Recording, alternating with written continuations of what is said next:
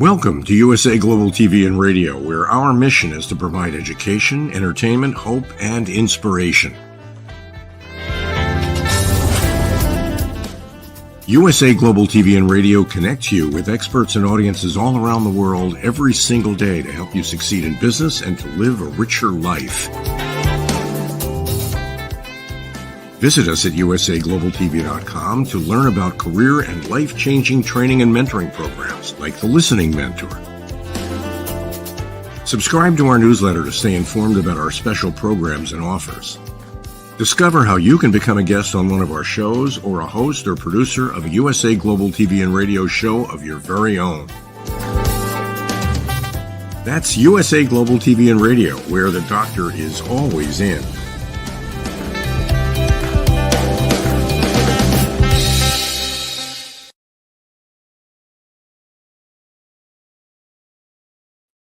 Hello, everyone. Welcome home to USA Global TV and Radio in partnership with the British School of Excellence. I'm Dr. Jacqueline Kerbeck, and our show today is The Power of Etiquette and Manners.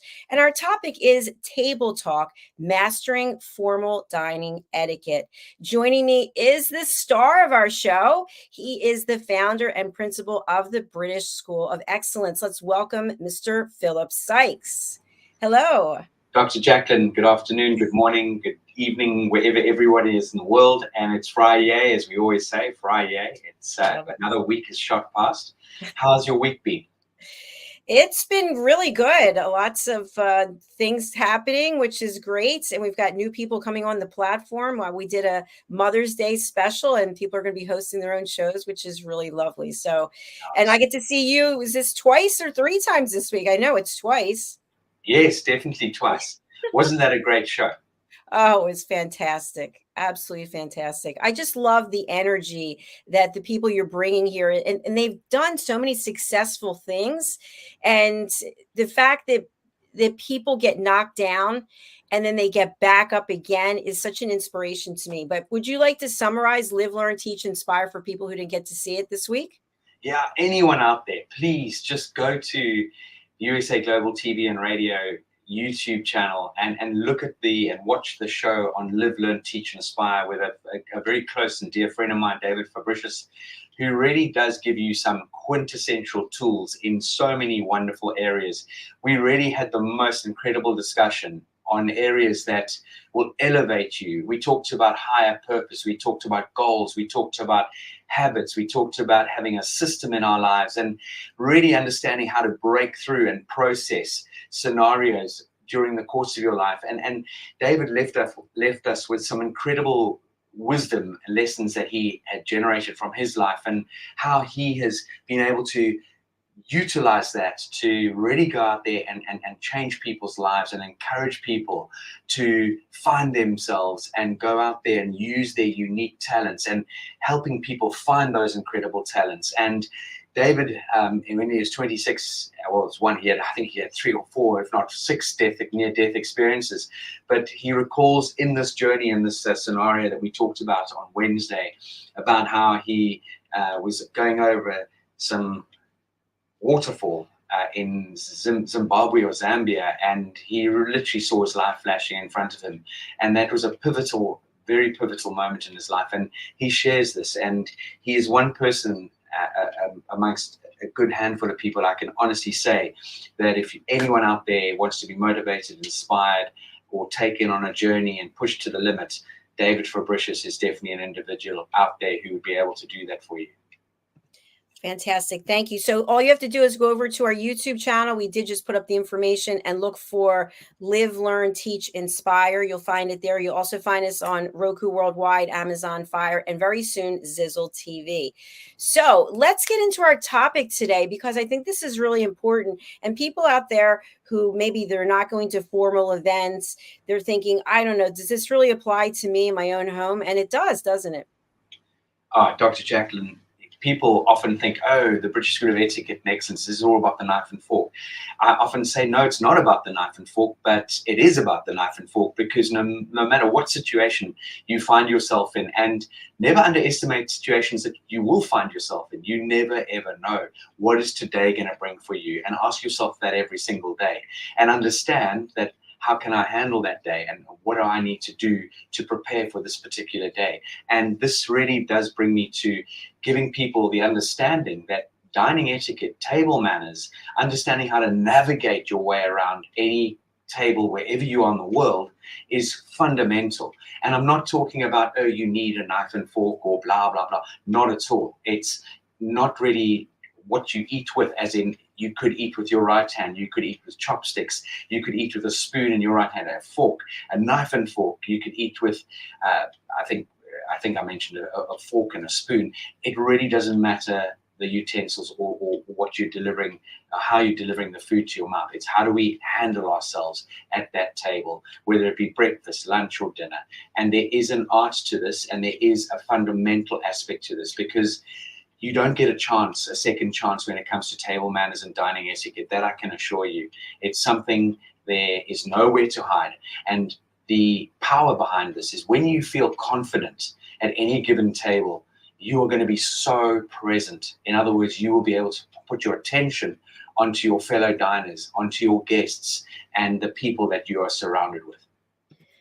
Brilliant. Thank you so much, Philip. I know we're going to actually drill down onto this topic, but I do have a general question, because I think that this may have changed over time. I was always told, if you are out somewhere with other people and you're dining and the food is served and it's hot and everyone hasn't been served, you eat the hot food, regardless of whether or not everyone has their food. And recently I read something else that's not the case. So I'm really confused. Which is it?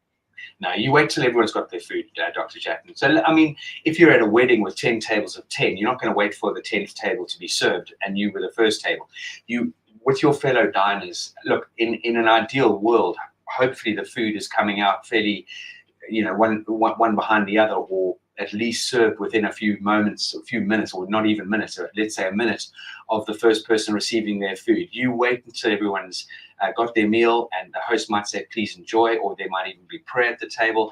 You need to adapt according to the culture and the room that you're in, but you wait until everyone's got their food and you start at the same time. And on that note, try and keep pace of one another's, or sort of the diners, and try not to wolf your food down. Well, we don't wolf our food down. We actually rest between mouthfuls. There's a whole aspect to this. Now, what if you are with diners and your food comes out first and it's hot and they say, no, please go ahead and eat it. I don't want it to get cold. You still say, no, that's okay. I'm waiting. Just wait. Say, I'll wait till everyone's got their food. Thank you. Fantastic. Now, to the last point that you made, I know people who really believe in dining. My father was one of those people. We're dining. This is an event. We're enjoying ourselves. And other people, even going out to dinner, it's like, whoa, that's 5 minutes and we finished eating all of our food. It's time to go. So how do you acclimate for people who have different tendencies in terms of how fast they eat? Well, the idea behind dining etiquette is to be respectful and considerate to your fellow diners. Now, when it comes to, I'm going to go into eating with a knife and fork, for example, and or chopsticks, but let's use knife and fork as our implements to deliver the food to our mouths. You rest between mouthfuls. So you would cut a little bit of meat, maybe a little bit of, or if it's chicken or whatever, just whatever the main supplement or main dish is. It could be meat, fish, poultry, it could be whatever it might be, vegetarian. But I'm going to use meat, for example.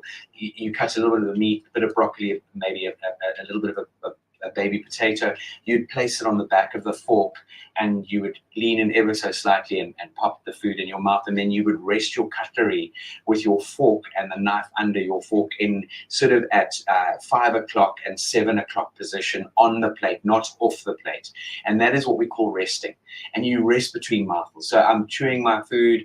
I might have a sip of my wine or a glass of water, a sip of water. I might converse with the person next to me and then continue with preparing the next forkful. And so it's really something to take into account and be mindful. The other interesting thing is that when you do take your time to eat your food, A, you're going to appreciate it a lot more. You're going to pick up the flavors a lot more. But B, it takes your stomach 15 to 20 minutes to let your brain know that it's full. And that's why people say, oh gosh, I'm stuffed after that. And they've eaten very quickly. And 15, 20 minutes later, they get that very heavy sinking feeling of a very full stomach. And by using the correct formalities when it comes to dining, A, we'll eat a lot less, and B, you'll be able to appreciate the food and the company that you are surrounded with. Thank you for sharing that. That's really helpful. Now, to your point about the silverware, I've seen this happen numerous times. People bring their own silverware because it's environmentally friendly. They're reusing it. It's made out of wood. They don't believe in plastic, and they bring out their cutlery. What do you think of this? Have you seen it? No. No. I'm yet to discover that. That's quite an interesting scenario. Look, I understand the logic behind it. With all due respect, I do. But yeah, I mean, I'm not a big fan of plastic and that sort of thing in the environment. But you know, if things are going through a recycling system, then the plastic knives and forks will hopefully be disposed of in a professional manner. But I've never seen people bring their own cutlery to a venue or restaurant. Okay, I have. It's made out of wood. I've seen it, but okay, so let's move on. So when you get to the table, is there a proper protocol about how we sit down, where we're seated? Do we all stand behind our chairs and then come forward and then sit at the same time? How does that work? There is, absolutely. Great question. Right. So if I've got a chair here in front of me, let's say it's a formal dinner, we'd all stand behind our chairs, and then the host would say, please take a seat. We would always enter the seating position on the left of the chair. In other words, your right. Because Dr. Jacqueline, if you were next to me and we both decided to enter from, you coming in from the left, from your left, me from my right, we're going to play, we're going to bang into one another. So we enter from the left of the chair and we would place one foot behind the other. We don't put our arms down there and flop into our chair, and we would sit down gracefully. Ladies can put their hands behind the back of their hands and smooth their skirt down. Men can smooth their jacket down, and we would lower ourselves into our chair, and we would sit about a fist and a half away from the edge of the table. We do not flop into the backs of our chairs. And then exiting, you would exit from the right-hand side of the chair. In other words, your left. And we always push a chair back in once we leave a table. Now we're seated, and do we have conversation by yelling across the table? Hey, Bob, I wish I was sitting next to you, but I'm not. And I was wondering, no. We do. Look, if it's a narrow table, fine. But if it's a grand table where there's quite a distance between Bob and you don't really want to sort of bellow across the table. the rule of thumb and the norm would be to the right or to your left. You asked about seating plans. Seating plans, I believe, are very important for various reasons, because you often find people who are friends tend to want to be together, and that doesn't give anyone else a chance to get to know you, or you to get to know new people. If we're hosting a formal dinner party, we would always structure a name and put name tags or name tents on the table, and we'd mix up boy, girl around the table. And what we often tend to find or suggest is that off the back of the first course is the hostess might go, make a little bit of an interruptive one and say, would the gentleman please be upstanding and take your napkin and your wine glass and move one space, or take place of the next gentleman, or take 2 spaces of the next gentleman, especially if it's a nice big party, let's say 16. That way the table gets to mix and mingle, and it really does make a big difference to the energy of the evening or the afternoon. Now, what about the conversation itself? Obviously, there's certain topics that we need to stay away from. But what if we're next to someone we've never met before? This is a first time. Are there certain questions to ask and certain ones to avoid? Definitely certain things we can ask, and definitely certain things we should absolutely avoid. Firstly, in many of our programs, we actually talk about the art of conversation. How do we connect with people? What's appropriate, what's not appropriate? And whether people like it or not, small talk is glue. We call it big talk. It is the foundation of building rapport and building a friendship. And you need to really understand how important this is and learn to master it. Learn to understand what is appropriate, what can I engage with, or what is not appropriate. So let's go down on what's not appropriate. Let's not get there and start talking about negativity. Let's not talk about politics, money, relationships, religion. Those are absolutely something that is a no-no. Family is another one, because I might ask you, so Dr. Jacqueline, how many kids do you have? And you maybe possibly never chose to have kids. You couldn't have, whatever the scenario is, that might be a very awkward question to ask. There are ways of finding out if people have a family by poignant questions. For example, have you had a holiday recently? Oh yes, the family and I went to X, Y, and Z. Fantastic. So what's the makeup of your family? And then you can start to go into the makeup of the family. So just be things that are sensitive, be mindful of that. Things that could offend, be mindful of that. Now, going down the route of what's appropriate and what's going to trigger some good conversation, you've already heard me suggest one of the items. Have you had a holiday recently? Or how do you know the host, for example, if you've never met this person on the right-hand side? That's a great way to pick up a conversation, because there's got to be a story. Or maybe they've never met the host. Maybe their partner knows the host. Well, my partner knows the host from X, Y, and Z. So it's immediately going to trigger a conversation. From there, we can start delving into other areas that are comfortable. That could be, what do you do outside work? Are you a theatre fan? Talk about the classics, such as going to the theatres, going to the ballet.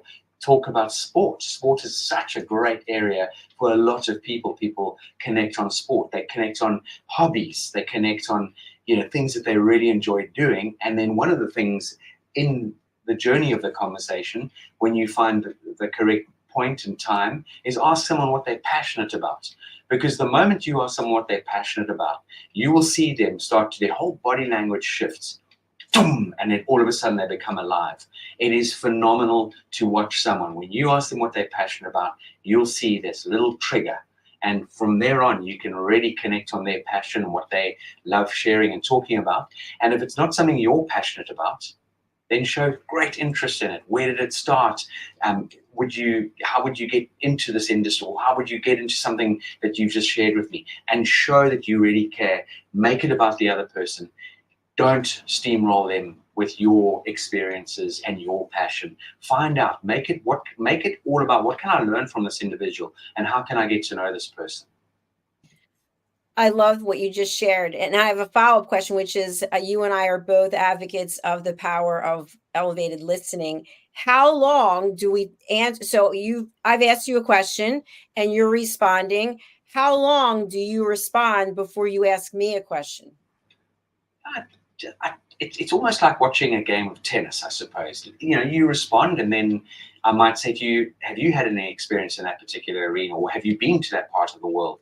Just be mindful of the conversation. And by the way, let's not make this 20 questions. So, Dr. Jacqueline, if I said to you, have you been on holiday lately? And you said, yeah, I've just been up to New York and had an amazing long weekend last weekend. And where did you stay? I stayed up in Manhattan. Oh, fantastic. Which part of Manhattan? So immediately I'm sharing and showing with you that I'm actually genuinely listening. I'm not just saying, where did you stay in New York? Well, I stayed in Manhattan. Where did you stay? Which part of Manhattan were you based in? Did you find anything to do while you were in Manhattan? And make it about using your very key words like what, when, where, how, who, and keeping the why very sort of closeted, because why can be quite attacking in certain scenarios. But so just, keep it like a moving sort of interaction between two people. That's the art of good conversation.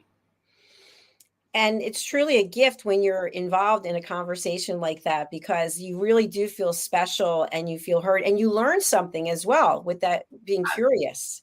100%. Now, what about when two people first meet? I've seen this happen. You go to a venue. I can't believe they booked this place for this dinner. I have heard horrible things about this place. The food's terrible. Now, the person's never been there, and you are putting all this negativity out there. Don't invite that person. But they're already there. So how do you deal with that? Tell them to go home. No, look, again, I would bring some positivity into that. Well, we might be pleasantly surprised. Let's try it. Let's see how we get on, because this is something that I really want to bring into play. And it's something we really delved into on Wednesdays about your attitude is everything, and what you share and what you verbalize can really have a very profound effect on the moment, on the evening, on the scenario.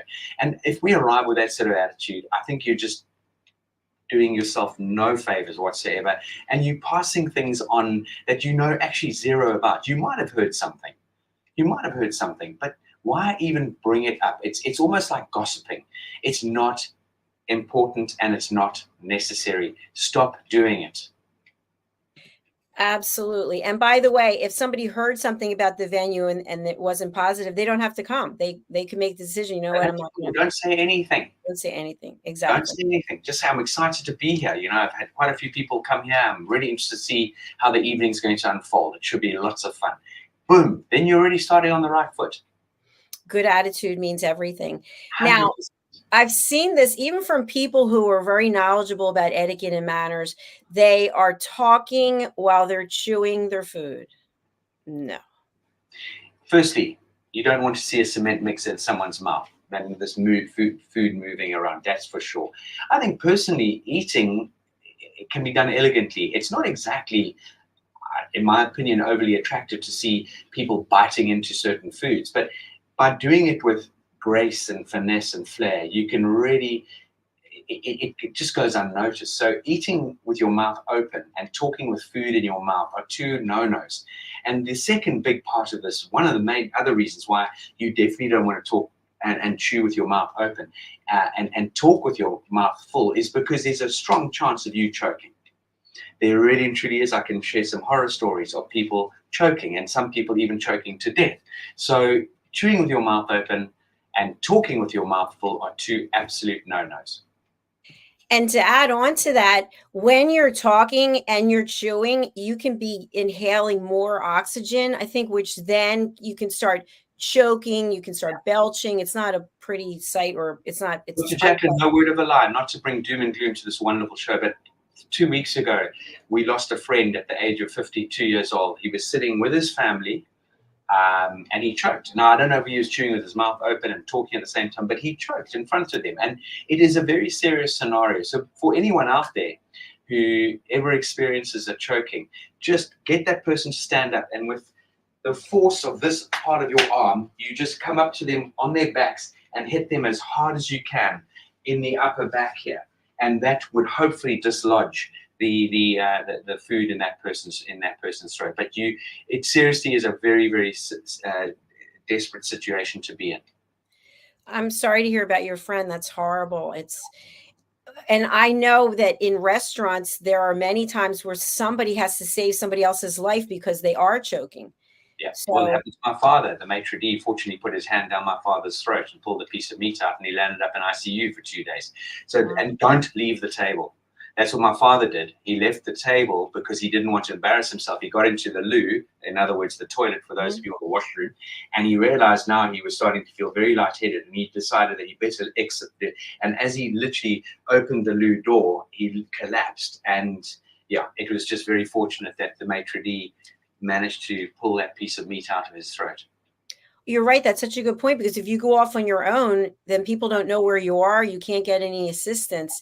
And something that comes to mind, and by the way, I'm sorry that your dad went through that, because that is horrific. I have had an airborne shellfish allergy for a long time. I don't know if I have it anymore because I haven't been around shellfish. But my question for you when it comes to etiquette and manners, if you have food allergies, because this is a tough one, a lot of people do have food allergies. And I would say, before we even went to the restaurant, when someone was selecting it, I would say, thank you for including me. I want to let you know I have a very serious allergy that I could die from. I'm allergic to airborne shellfish. So if anyone is at the table ordering it, I'm going to have to leave. Or if we're sitting by the kitchen, I'm going to have to leave. And so we went to dinner. There was probably 10 of us we were at work, and the guy next to me orders a plate of mussels. And lo and behold, like, I had my back turned. I'd already asked him specifically, and I had my back turned when they were delivered, and immediately. And so I had to leave the table, and I was outside. I ended up in an ambulance. But what is the proper protocol if you have allergies and people still want you to attend? No, we want you to be with us. We won't order anything. And then they do. Look, it's got to be made very clear. Again, I can share horror stories from, aircraft incidences where someone's got a nut allergy, or there was a trace of nuts in a sandwich, which was a big case here in the UK about 2 or 3 or 4 or 5 years ago, and their daughter died because it wasn't pointed out on the ingredients of the sandwich. So yeah, people need to take this very, very seriously. It's something that you cannot mess around with. You either make it very clear to everyone at that dinner, or even the restaurant, that under no circumstances can we order anything to do with shellfish. It needs to be made very clear to every single guest. Thank you, Philip. One thing that I've done, just to close out this particular subject, is I've actually spoken to the wait staff, and I've said, by the way, I have a very serious shellfish allergy. If anyone orders shellfish, can you please mention this to them to remind them, because I've already shared it with them. And in one case, the server came over and said, by the way, I did let the gentleman know, but he decided to order it anyway. So that was a separate incident. So anyway, I ended up having to leave, which is, I think, why I don't go out to dinner very much anymore. But I want to turn to something else, which is really important: the napkin. I've seen people get up to go to the restroom and they put the napkin on top of their food. And then they come back and there's food on the napkin, especially if it's a high quality napkin. Yeah. What are your thoughts? Even if it's a paper napkin and it's not a serviette, it's a napkin, you never, under any circumstances, whether you finish your plate of food or not, the napkin does never, that's not good English, the napkin must never ever go on your plate. No, and we never push a dirty plate away from us either. A napkin, some people will say, if you get up to go to the loo, the restroom, you place your napkin on your chair. I'm not against that, but I'm not for it either. I always suggest people place their napkin above their bread plate to the top left-hand side, or over the arm of their chair. One of the reasons why I'm not so keen on the napkin going on the chair, you might have some gravy or lipstick for women, and it goes and sort of it tarnishes or messes the chair up. Not only that, how many people have sat in those chairs? So from a hygiene point of view, napkins, when we've finished, our plates are cleared. So in other words, the napkin must remain on our lap throughout the meal. Even if Dr. Jack and you and I have finished everything, we've got a glass of wine or a glass of water and a cup of coffee, the napkin remains on our lap. We then decide we've finished, we get up, we push our chairs in, but before we do that, we just fold our napkin and place it either in front of us or to the left. It doesn't matter. Stand up, push our chair in, and then depart. I hope everyone's listening to that, because it's so important. What about, and I'm guilty of this, so I'm just going to say, if it's wrong, that I've been doing the wrong thing. I'm typically wearing dark clothes, and I will ask for a black napkin. And in some places you get it, in some places you don't. But with the white, you can visibly see the lint going onto your garment. So bring your own napkin? No. Look, I find that fascinating. A good quality napkin would never transfer.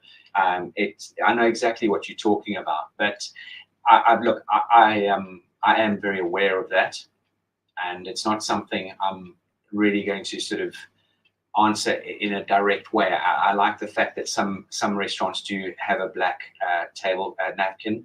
I've personally always really, well, I say only, a lot of the time it's either cream or a white or champagne colored napkin, but it's about the quality. It should be cotton, not that horrible synthetic, plasticky cotton type imitation. It doesn't absorb anything really. So, either get a proper napkin or don't bother. Use it, then rather use a good quality, thick. You get those amazing, great quality paper napkins. Thank you, Philip. Now, in terms of using the napkin, okay, you see I'm wearing red lipstick, which I love.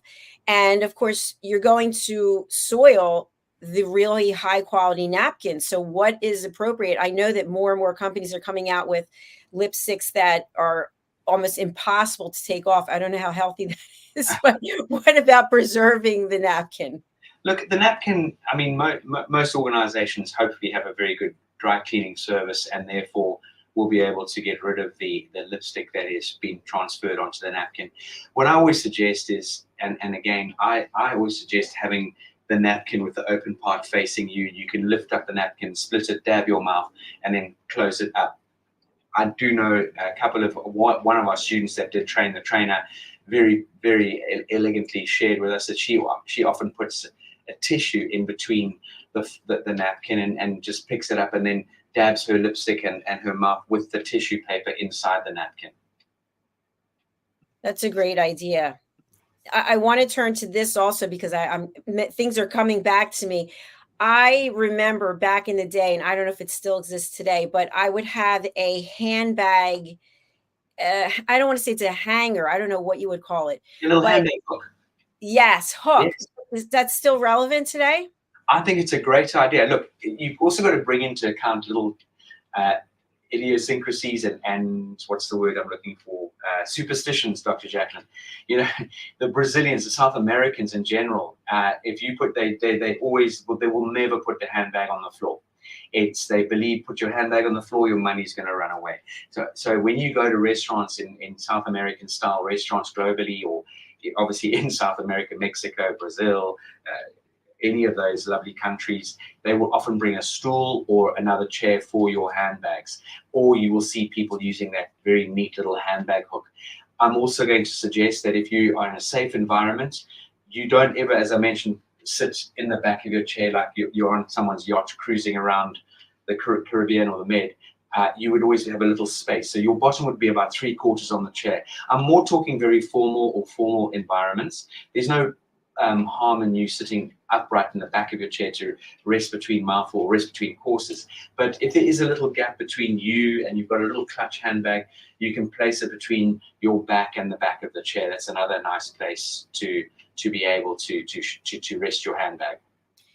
Absolutely. I remember the first time I went to Europe, I was pleasantly surprised to see a little stool for my handbag. And I thought, what a great idea. You will never catch me putting my handbag on the floor because to me, if you have a good quality bag and you're putting it on the floor, then you bring it in your home and you put it on the counter. Now you took the germs from the floor and I can't even go there. But people do that all the time. It's like wearing shoes in someone's house. I know. It is, we've got a house that's predominantly underfloor heated, but with tiles. And so, yeah, but you're still coming in off the streets of London or wherever you might be coming on, and you bring dirty shoes into your home. I don't understand that, really. It doesn't make sense. And I know in many, many cultures, in other words, countries where this is a strict no-no, they actually have, slippers for their guests and that sort of thing. Yeah, I'm in socks right now because I don't wear shoes in the house either. So and I'm by myself. So let's turn to if this is you going out to dinner and you're with your friends, but it's a nice restaurant. It's an upscale restaurant, and you're really hungry and you decide to order 5 different courses, and some other people are ordering 2 courses. Is that appropriate? Do you have a conversation? Hey, I'm really hungry. I'm ordering it all. I'm getting the salad, the apple. I'm getting it all. I think it's inappropriate. I would generally get the general consensus of what everyone's having. You might be hungry, but everyone says, look, we're going to just jump straight into main course. Is everyone happy with that? And you might not be. Go with the crowd, go with the flow, because it's about consideration to others. It's not, if it's you and your wife or you and your husband or whoever it is, you and your partner going out for a meal, that's a whole different ballgame. But if you're going to a restaurant with a group of people, what you might be able to do is make a suggestion. Should we order a couple of starters for the table and we can share them? That's totally appropriate and works exceptionally well.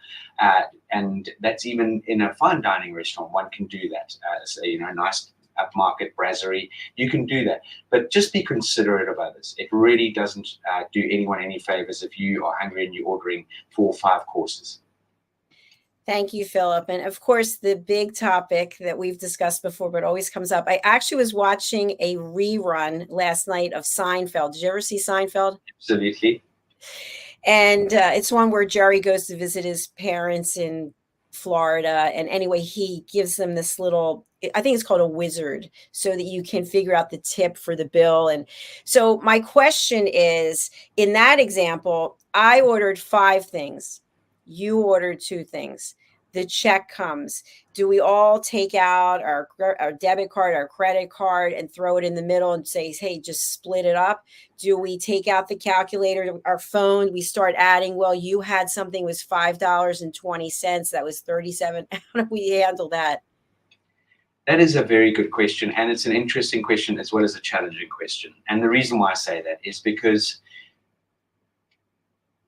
there's certain people who get to a certain stage in their lives where they could afford pretty much most things in life, give or take. I'm not talking about buying a couple of £100,000 yacht, but they could literally, go and buy a nice car. They live in that sort of situation. If you all sort of mates and you understand one another, and it was just what they call go Dutch, then if you've had only $10 and they've had 20, I honestly wouldn't split hairs. I'd say, look, let's just divide it, because I'm a big believer in what comes around goes around. I really and truly am. Now, we had something the other evening, which is quite interesting, and this is a really good example. And my brother PJ was over from South Africa, and we had a get together at a lovely restaurant in a place in Wimbledon. And if anyone's watching and listening from Wimbledon, it's Roxy's. It's a great restaurant. I really highly champion it. And there were 4 of us, and then a friend of ours joined us a little bit later. And the 4 of us had ordered a couple of shared starters, and then we went into a main course, and we'd ordered a bottle of wine, and some of the chaps had beers. And then this friend of ours joined us, and he decided to have a small plate of something, and I think he had 2 beers. The bill came, and he threw in quite a large sum of money, and I said, absolutely not. And so I handed back a paper note, and he contributed, and rightly so, and he wanted to. And I felt that was appropriate. He didn't need to over contribute in that particular situation. So I think it's horses for courses. I truly also believe that if you've been the key person making the invitation and you say, this is my treat, then follow through with that. Sometimes you might want to spoil the table, and you sneak away and you tell the maitre d', here's my credit card, please put 15% gratuity on there, or whatever it might be, and just do it subtly. I don't want a boxing match at the table. It's horses for courses, Dr. Jacqueline. And I think when you're students and you're coming up in the world, then maybe that sort of scenario says, well, look, I don't drink alcohol, and you guys have absolutely gone, excuse the term, but balls to the wall type thing. And I've literally had a glass of water and a sandwich, and my contribution is 15, and I'll put in an extra 5 for good measure, so I'll pay my $20. But the rest of you, if you're spending $50 a head, then I think that's appropriate. It just depends on the situation. Okay, I've got a follow up, because I've been told this by a few people here in the States. The oldest person at the table picks up the check. That's unfair. That's unfair. I think we should be helping the older people. They must really been so generous throughout their lives. Look, it depends. I mean, when my father was alive, he would insist on paying them, and that's where we would sneak away every now and then and try and get one up on him by paying the bill behind his back. But again, look, if it's an old elder person and they're exceptionally well off, then let that be the case. But I don't feel the onus should be put onto the older person at all. I agree, because then I think people start taking advantage, and you think, oh, every time you go out with so and so, they're going to pay, and that's not right. My mother was, I would say, assertive is the word. When the bill would come, she'd say, "I'm paying the bill. I have it." So even if we were with another couple and there was a man there, and the guy would bring out his credit card, my mom would. It was like a fist fight almost at the table. It's embarrassing. So what if the woman insists, this isn't a date, right? This is going out to dinner. The woman insists, and then the man from the other couple wants to split the bill. My mum's the same, Dr. Jacqueline. It's, and I just say, if I'm involved, I'll just say, Michael, John, seriously, my mum's going to win this one, so don't even go there. Just leave it. And there are times that one can get away with these sort of things, but as I said, it's very much about the situation, and it's about the company. It's about getting together. I mean, there's so many scenarios.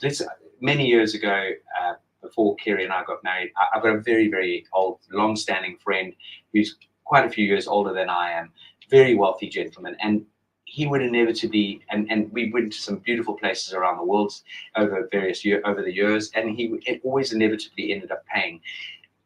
But every now and then I'd sneak one in on him, and he was obviously hugely grateful for that. But as you say, you can never just say, oh, that person's wealthy, they can afford it. It's often a lot of the wealthy people who don't want to pay for everyone, which is quite an extraordinary thing. And then going back to sort of scenarios where I met with some, Kerry and I met with a very good couple, friends of ours, where we went to a very nice restaurant. And as I sat down, my friend said, listen, just before we even get this evening off the ground, we're going 50-50 on that one. Is that okay? And that was very nice and clear from the word go. I think that's important. It's about setting expectations. And I know we're coming to the end of our show. I do have a couple more questions. Do you have time? Let's go. Okay. So my next question is, and I think I've shared this before, my father would take us all out to dinner, and we'd go to the Four Seasons, someplace really nice.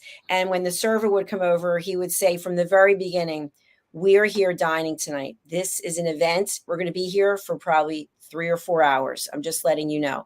And I would find that to be offensive because, if you've ever worked in the industry, you want to turn the tables and maybe you can get another, table in there, but you'd have to tip accordingly. And I'm not really sure if that tip would equal what you might get from having another party there. I'm not sure. So is that inappropriate to decide that you're going to stay there for the rest of the night?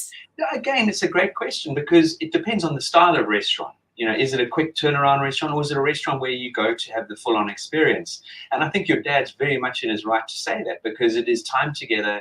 And again, if that waiter then realizes that this is going to be, a really wonderful get together, then I would step up as a waiter and I'd continue to go above and beyond and just wait on you with hand, mouth, and foot, and just make sure you had the best service, the best evening, and bring some energy to the table, and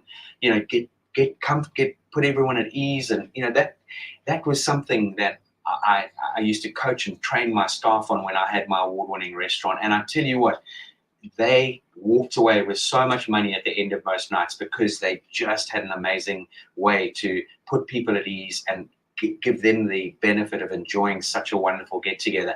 And our restaurant, I would have loved to have turned those tables twice, but I took it on board to realize it's a dining restaurant where people come for a long period of time. They embrace the experience, they embrace the service, they embrace one another's company. And I think also, and you would know better than me because you were in the business, but you build up relationships with people, and then they're coming back specifically asking for you to. Now, what about the maitre d'? If I was there dining with other people and I said, and you were the maitre d', and I said, "Philip, I'd love for you to sit and have a glass of wine with us." Love that. I think it's just it's so human. It is so special. It is just, This is exactly what we used to do when I was back in the industry. I would often go past the table and put a bottle of port on the table, a couple of glasses, say, this is on the house, and they finished the evening. I tell you, that's why we had the repeat business. That's why we had a rapport with people. We made people feel so like they were coming home, but yet they could feel that they didn't need to rush out the door. Look, at 1 o'clock in the morning, you're starting to tell them, listen, disappear. But that didn't happen too often. But, people also need to be respectful of the restaurant, that, leaving around 11:30 is more than appropriate. You don't outstay your welcome. Or I've spent X amount of dollars here, I can stay here all night. I don't think that's the right attitude either. But the one thing is that if you feel that you're bringing people into your restaurant, this is what hospitality intelligence is about. And this is just not pertaining to restaurants and hotels. Every business should adopt hospitality intelligence into their business.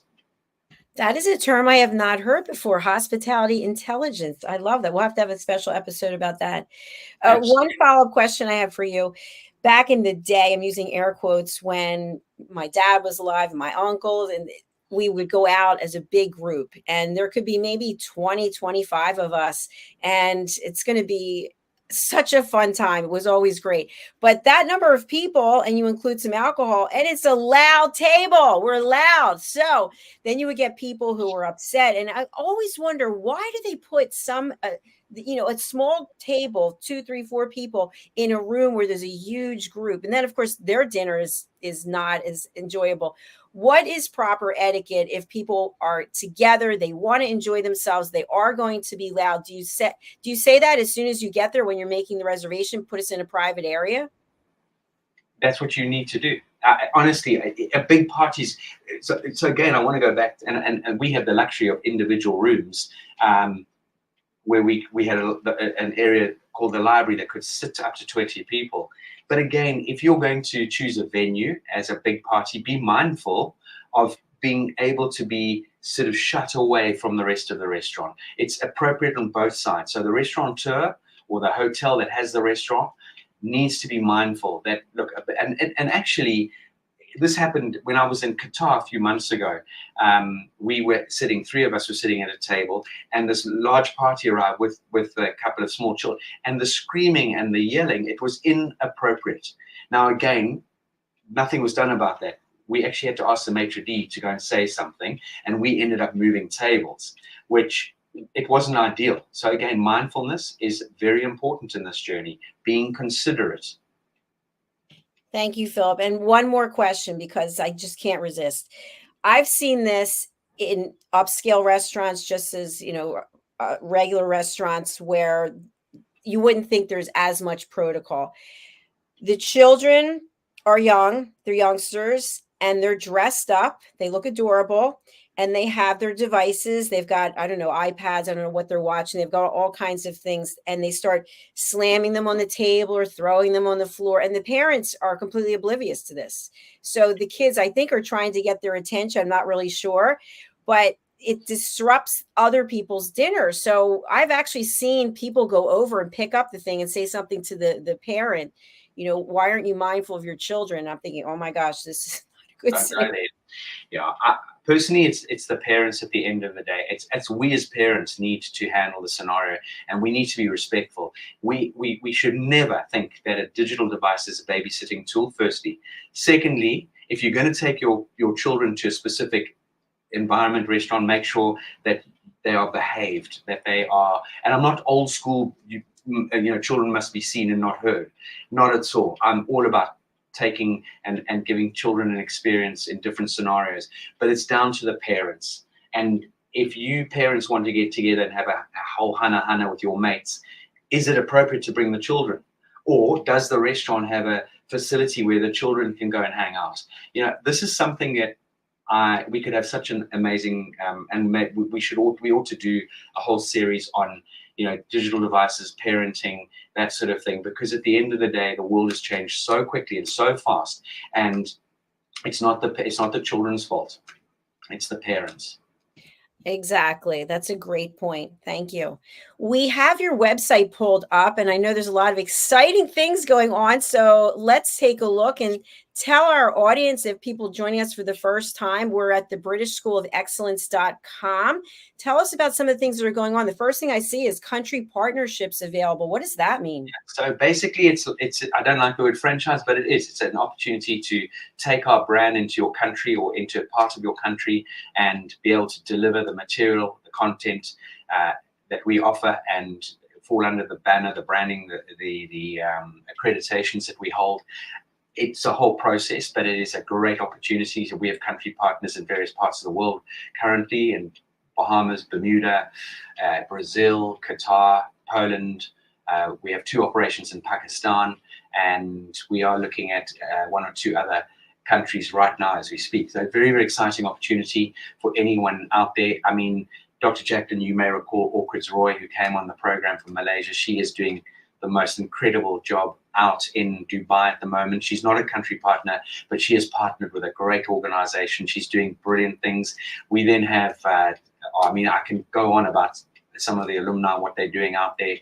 We've got Ala in America, who's got her Lux business, and Carol Sterling, who's got Sterling Etiquette, and so forth. So you can do our train the trainer program and go and set up your own organization. We will support you in doing that as well. We have the Polished Professional, which is 8 2-hour modules, which is just phenomenal. We've got at the moment, we've got a really incredible group of 4 dynamic individuals, 4 men actually, who are going through the process of the Polished Professional.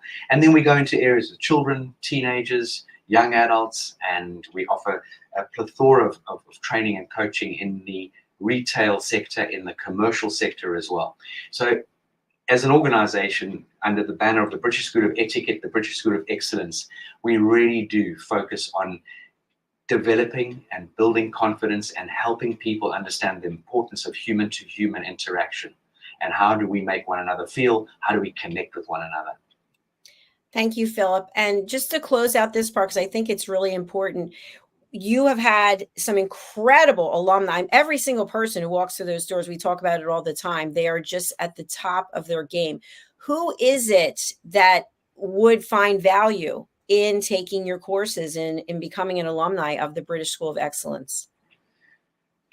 Anyone out there who feels they're stuck, they don't know what their next move is, but they love engaging with people and they love to see people develop and grow. You don't need to have any certifications or qualifications to bring your life experience.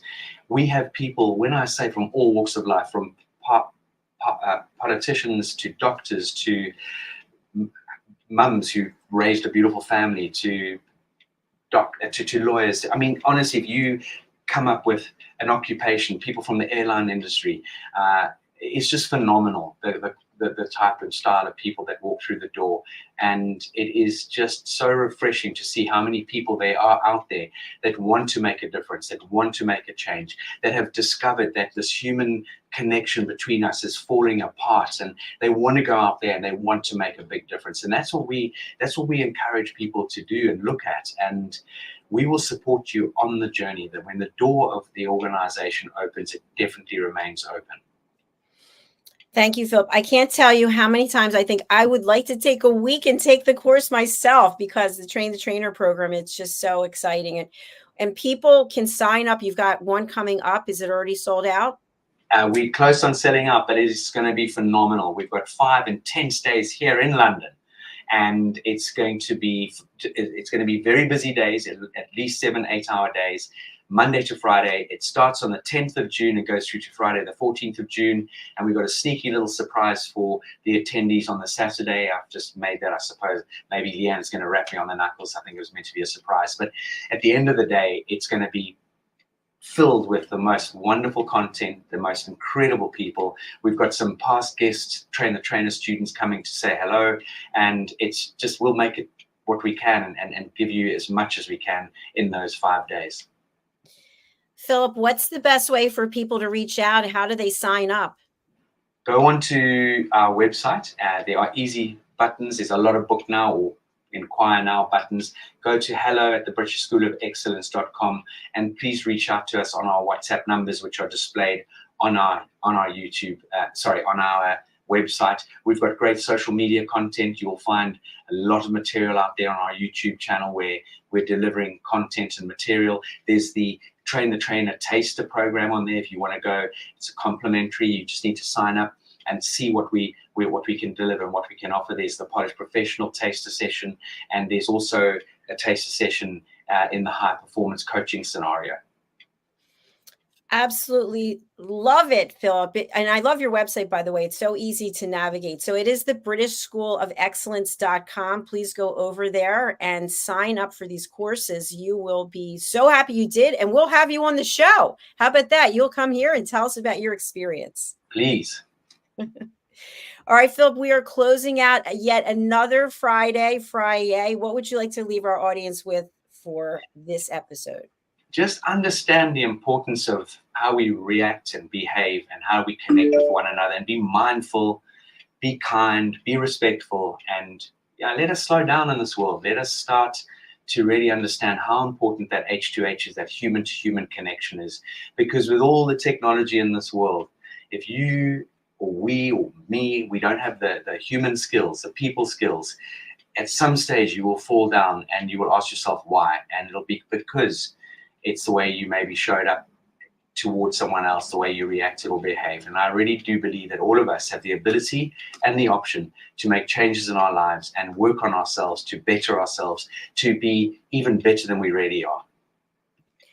Completely agree with you. And I think also when we do make those mistakes or we trip up and we get too emotional, apologize right away, because we are human and people do appreciate that when you realize and recognize that you made a mistake.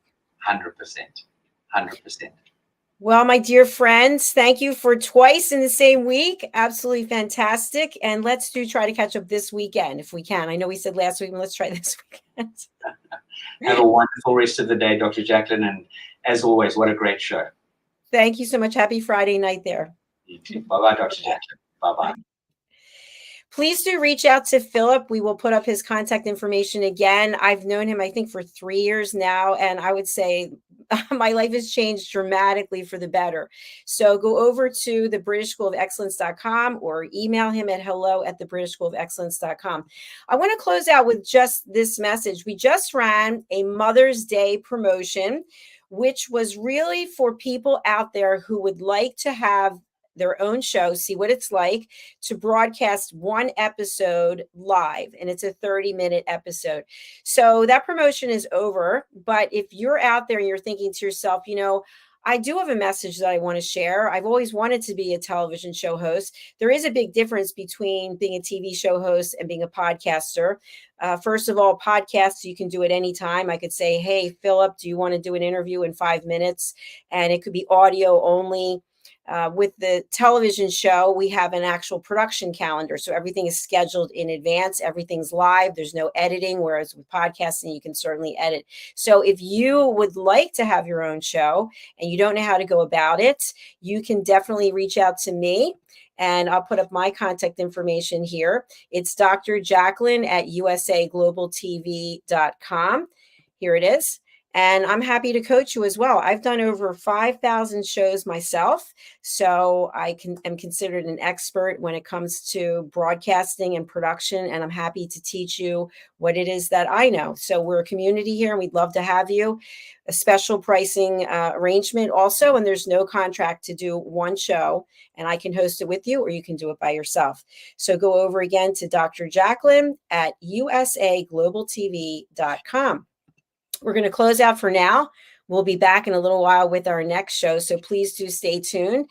And let's watch a sponsorship from the British School of Excellence. I think you'll be very impressed with what you're going to hear from people who've taken the course. Take a look. This program is brought to you in part by the British School of Excellence and founder, Mr. Philip Sykes. Building confidence, changing lives. Do you share our view that etiquette is a set of modern life skills that are essential for personal and professional success? Join us as an etiquette coach and change people's lives through the power of etiquette and manners. The last few days have been really amazing. I had a trainer course from the British School of Etiquette. And I must say it's been one of the best decisions I've ever made and one of the best investments I've made in my own training and development. Now, words alone will not describe the transformation and the positive path that I have traveled with the British School of Etiquette. I found I learned a lot from the lessons this time I came. The last few days with the British School of Etiquette have been fantastic. And what I've learned now is really beyond my expectations. This is the most rewarding experience and the best investment I have made this year. It was just great. I learned so much, and when I go back to Belgium I will incorporate a lot of it into my day-to-day life and business. It's been absolutely wonderful for the whole week that we were here. I feel transformed, and I feel like blowing a trumpet and tell people, come and do this school, this class is the best, this is the best school ever. You should take it. It will change your life immediately. I am now able to teach other people how to bring the best of them.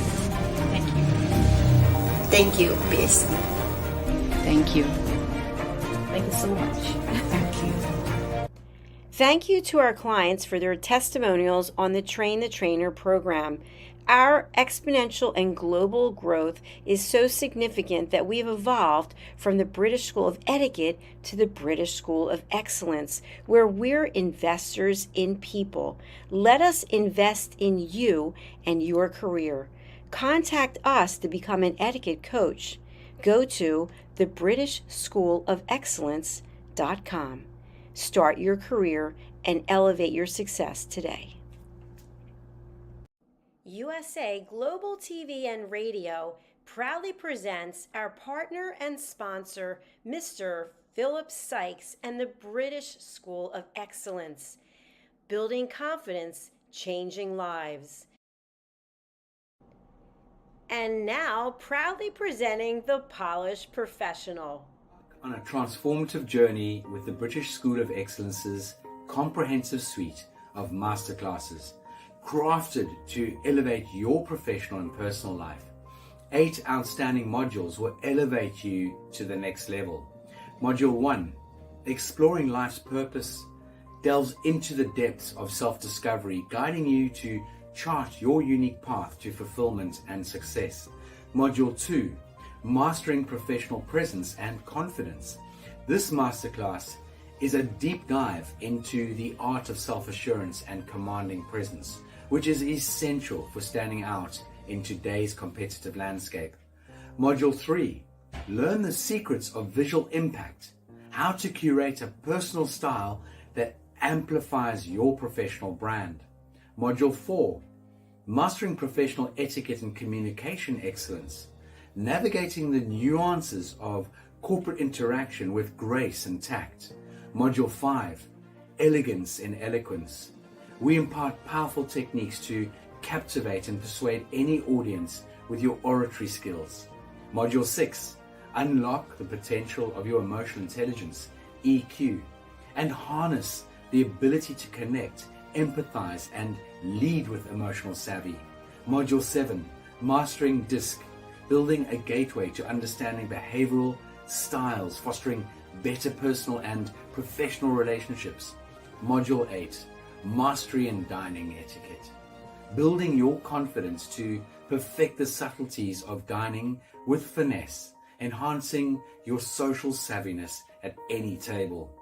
Step into the Polished Professional program where poise, elegance, and excellence aren't just taught, they're instilled for life. Join us to redefine your potential and polish your professional edge. To learn more, go to thebritishschoolofexcellence.com.